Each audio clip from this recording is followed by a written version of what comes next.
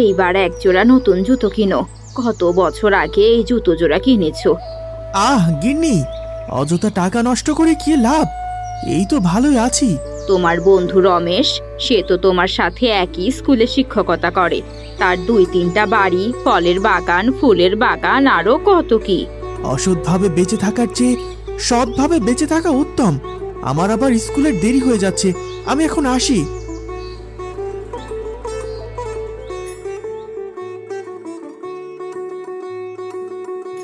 গিন্নি, আজ কি কি রান্না করতেছো? আজ খাসির মাংস, মাছ, তোমার পছন্দের সব খাবার। তা বেশ, ভালোভাবে খেয়ে তারপর স্কুলে যাব। রান্না করতে তো অনেক সময় লাগবে, স্কুলে যেতে দেরি হবে না? আর স্কুল কয় টাকার মাইনে দেয়? আমার যখন খুশি তখন স্কুলে যাব। আমার বাড়ির উঠানটায় তো একটা ছোটখাটো স্কুল, বাচ্চাদের পড়িয়ে মোটা টাকা পাই। স্কুলে সব শিখিয়ে দিলে তারা আমার কাছে আর পড়বে না। বুঝেছি গো, বুঝেছি। টাকার বিনিময়ে পড়িয়ে তো বাড়ি গাড়ি করলা। তুমি ভালোভাবে রান্না করো, আমি কানাইয়ের বাড়ি থেকে ঘুরে আসি। তার মেয়ের কাছ থেকে কিছু টাকা এখন পাই, সেই টাকাগুলো তুলে নিয়ে আসি।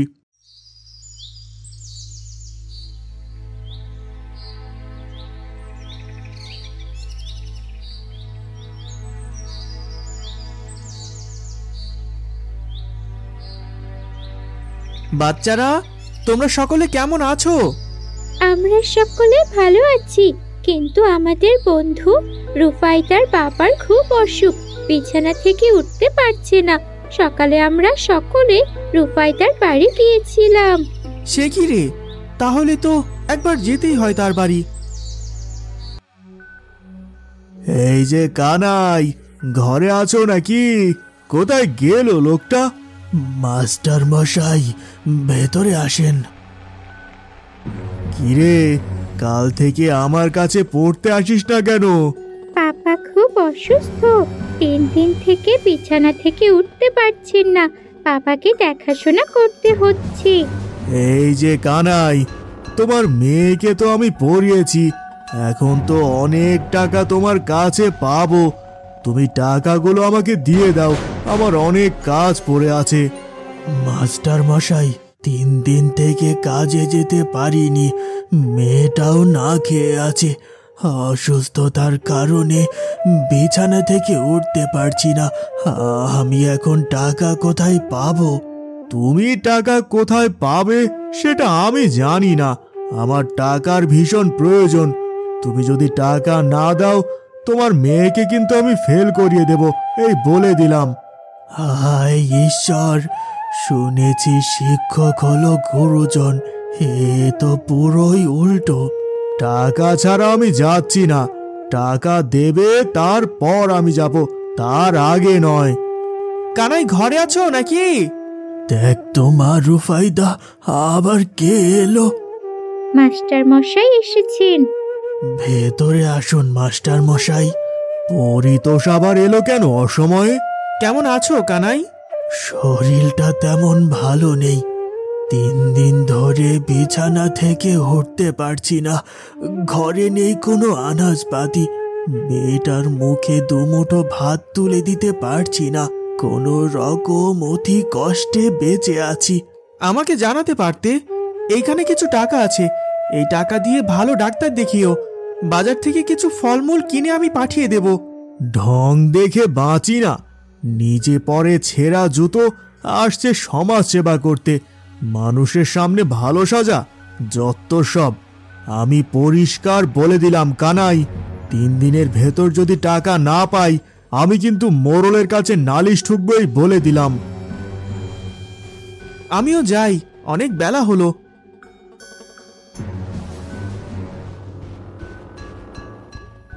পরিতোষ যতদিন বেঁচে থাকবে, আমি কোনো কাজ ঠিকঠাক করতে পারবো না। যে করে হোক পরিতোষকে সরাতে হবে। কি করা যায়?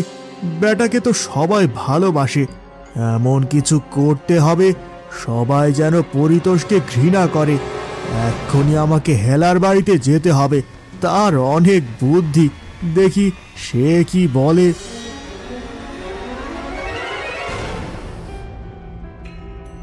এইভাবে 2 নাম্বারি করে ভালোই দিনকাল যাচ্ছে, বসে বসে টাকা ইনকাম। দেখি আজকে আসে, অনেক দিন থেকে ভালো কোনো খদ্দের পাই না। এবার কেউ এলে মোটা টাকা হাতিয়ে নেব। জিনিসপত্রের যা দাম, অল্প টাকায় আর কোনো কাজ করব না। ওই তো ওই তো ওই তো একটা লোক এদিকে আসছে মনে হয়, দেখি। অনেক বিপদে পড়ে তোমার কাছে আসা, আমাকে এমন একটা বুদ্ধি দাও যেন সাপও মরে আর লাঠিও না ভাঙে। কি হয়েছে আগে আমাকে সব কিছু খুলে বলুন, তারপর। তুমি তো জানো আমি স্কুলের মাস্টার।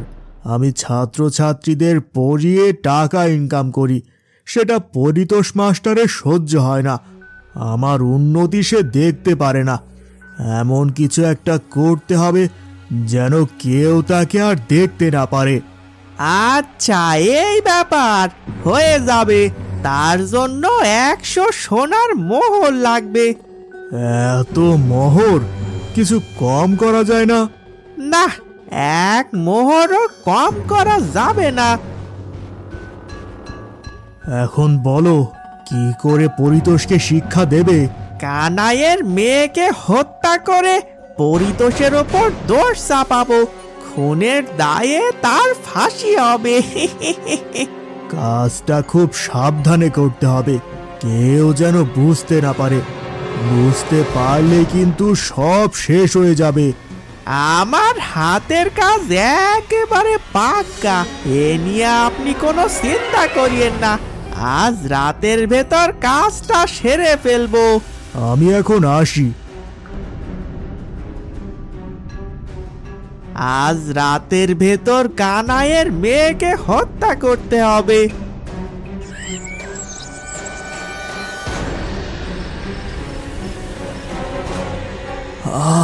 কি যন্ত্রণা! বিছানা থেকে ওঠার শক্তিটুকু নেই। কি যে হবে আমার জন্য? রুফাইদা ঠিকঠাক ভাবে পড়ালেখা করতে পারছে না। তোমার কিচ্ছু হবে না বাবা, আমি তোমাকে সুস্থ করে তুলবো। এক্ষুনি আমি কবিরাজের বাড়ি যাব। কিন্তু এখন যে অনেক রাত হয়ে গেছে। এত রাতে গেলে তোমার যদি কোনো বিপদ হয়, আমার বড় ভয় করে। আমার কিচ্ছু হবে না বাবা, আমি কবিরাজ মশাইয়ের বাড়ি যাব আর আসবো। তুমি কোনো চিন্তা করো না, আমি ঠিক কবিরাজকে নিয়ে ফিরে আসবো। সাবধানে যাস, হাতে হারিকেনটা নিয়ে নে। রাতে কত পোকামাকড় জীবজন্তু বের হয়, হারিকেনের আলো দেখলে পালিয়ে যাবে। ঠিক আছে বাবা, আমি তাহলে চললাম। বাপরে বাপ, কি অন্ধকার চারদিকে! ঠিকঠাক ভাবে তো কোনো কিছুই দেখা যাচ্ছে না। অনেকটা পথ চলে এসেছি, এই তো সামনে। বনটা পার হলেই কবিরাজের বাড়ি। বাবার মনে হয় খুব কষ্ট হচ্ছে, তাড়াতাড়ি পা চালাই। বাবা ছাড়া যে আমার আপন বলতে কেউ নেই। কবিরাজ মশাই বাবাকে ঠিক সুস্থ করে তুলবে। বাবা আগের মতো কাজ করবে মাঠে। বাবা সুস্থ হলে আমি আবার স্কুলে যেতে পারবো। কি ব্যাপার, এত রাতে একটা মেয়ে হারিকেন হাতে করে কোথায় যাচ্ছে? এই মেয়ে, এত রাতে কোথায় যাচ্ছ?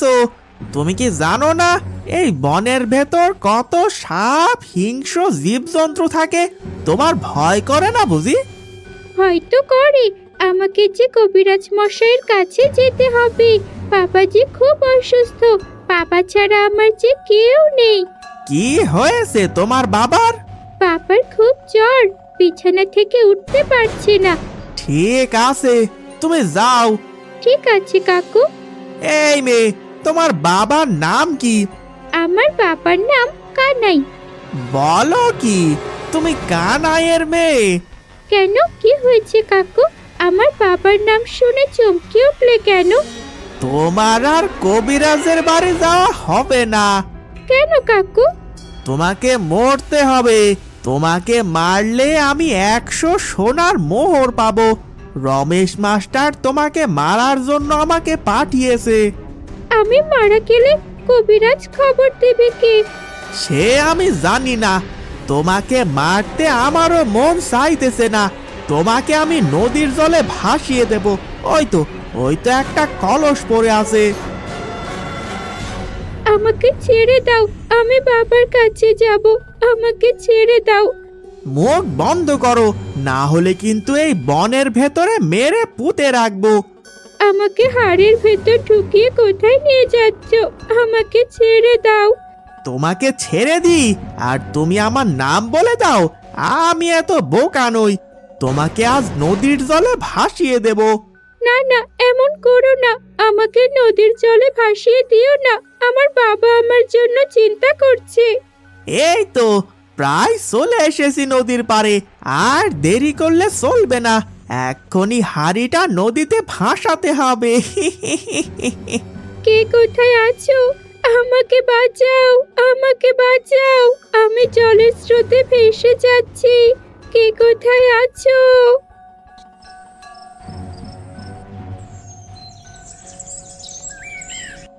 হায় ঈশ্বর, রাত পার হয়ে তো ভোরের আলো ফুটলো, এখনো কেন রুফায়দা আসছে না? কোনো বিপদ হলো না তো? এখনই পরিতোষের বাড়ি যেতে হবে, তাকে ধরতে হবে। গিন্নি, আমি কানাইয়ের বাড়ি থেকে ঘুরে আসি। কানাই কেমন আছে তা দেখে আসি। সেটার আর দরকার নেই। দরকার নেই মানে? কাল থেকে কানাইয়ের মেয়েকে খুঁজে পাওয়া যাচ্ছে না। তুমি কোথায় কানাইয়ের মেয়েকে লুকিয়ে রেখেছো জবাব দাও। আমি কেন লুকিয়ে রাখবো? তুমি খুনি, কানাইয়ের মেয়েকে হত্যা করেছো, তোমার ফাঁসি হবে। ঈশ্বর, এই কোন পরীক্ষায় ফেললে তুমি? কে কোথায় আছো? আমাকে বাঁচাও, আমাকে বাঁচাও। আমি জলের স্রোতে ভেসে যাচ্ছি। কে কোথায় আছো? একটা হাড়ি ভেসে যাচ্ছে না, যাই তো গিয়ে দেখি। আমাকে বাঁচাও, আমাকে বাঁচাও। কি, এই তো একটা ছোট্ট বাচ্চা মেয়ে। তুমি এইখানে কি করে এলে? এক্ষুনি আমাদের পরিতোষ মাস্টারের বাড়িতে যেতে হবে, না হলে যে সর্বনাশ হয়ে যাবে। তুমি ভালো মানুষ সেজে এতদিন লোক ঠকিয়েছো, সকলে বুঝে গেছে। এইবার তোমার শাস্তি হবে। তুমি রুফায়দাকে হত্যা করেছো। আমি এখনই বেঁচে আছি। আমাকে রমেশ মাস্টার হত্যা করার জন্য হেলাকে 100 সোনার মোহর দিয়েছিল। ছি ছি ছি ছি, রমেশ, তুমি এত নিচে নামতে পারো? আমাকে ক্ষমা করে দাও। আমি কথা দিচ্ছি, আজ থেকে আমি ভালো হয়ে যাব। বাচ্চাদের ভালোভাবে পড়াবো, কারো কাছে কোনো টাকা নেব না। কানাইয়ের চিকিৎসার জন্য যত টাকা লাগে আমি দেব।